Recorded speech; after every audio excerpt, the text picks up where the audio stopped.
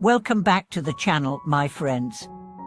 I'm so grateful that you're joining me once again. Today's conversation may just be one of the most urgent and heartfelt ones we've ever had together.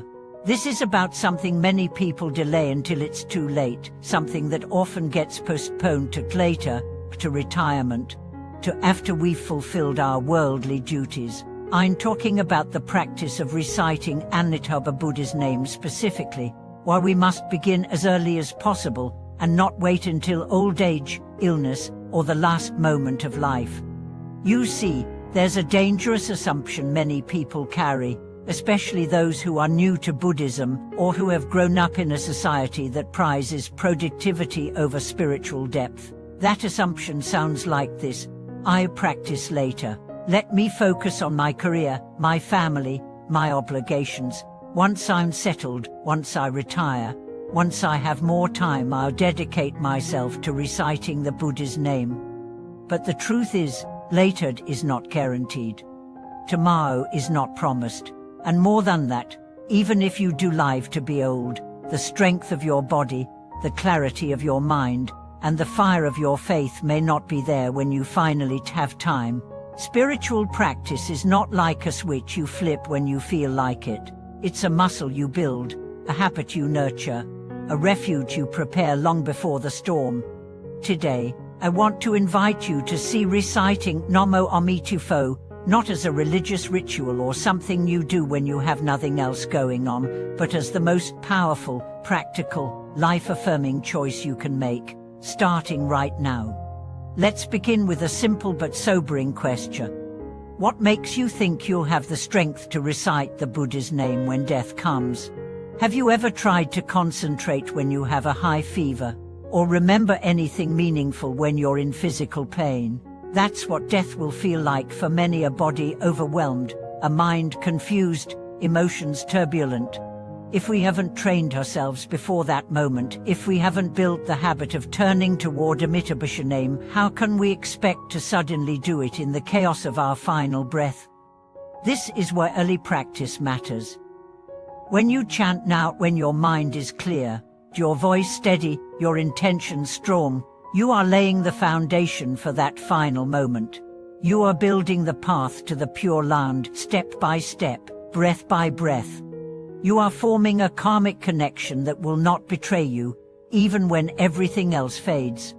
I want to share with you a story.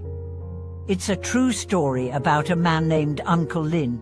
He was a well-respected figure in his community, kind-hearted, generous, always helping others. But he never believed in religion.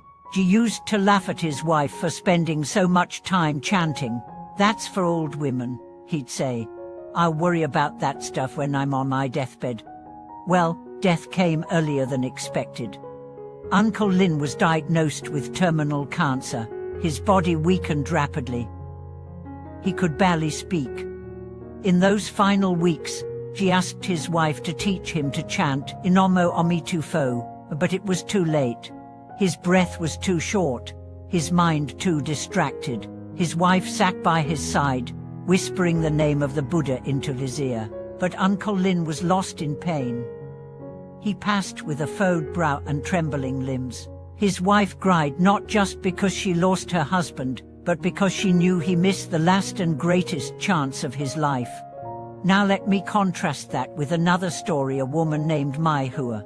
She began chanting in her 30s. Every morning before work, just 10 minutes of sincere chanting.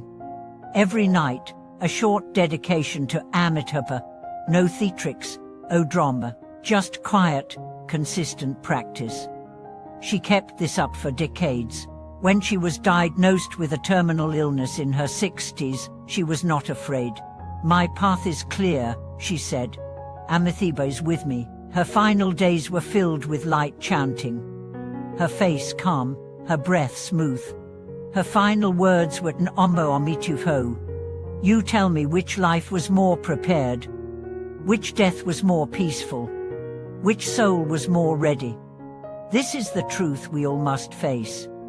The time to chant is now, not later, not someday. Now, while your lungs are strong. Now, while your thoughts are clear. Now, while your heart can still open without fear. But here's the good news: you don't need hours a day.